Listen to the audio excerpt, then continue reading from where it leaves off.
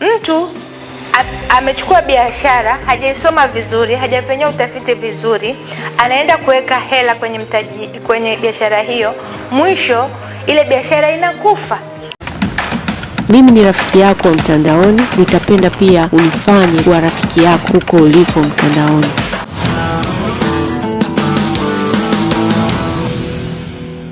Wengi sasa hivi wanamaliza vyuo.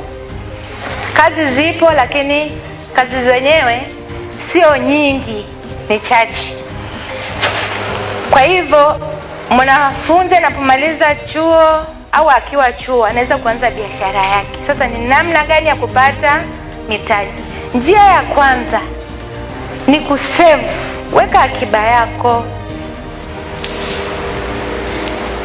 Mtaalamu wa fedha atatueleza mbinu na kanuni za fedha. Weka akiba yako wewe kwanza, kabla ya kujua unaenda kwenye vikoba ama unaenda benki au unaenda kumuomba sehemu mtu mtaji. Hebu wewe cha kwako ulichokisave ukiweke. Alafu njia ya pili, ukisha save, anza kidogo kidogo. Changamoto zilizopo kwenye jamii yetu ni kwamba unakuta mtu ndo anaanza biashara, anawaza hela nyingi, lakini hajaanza kuwaza kwanza uanze kidogo ili ukue. Kwa hiyo ni vema ukaanza kidogo kidogo, ile mindset ya kusema kwamba nataka milioni 10, kumbe kitu ni cha 500,000.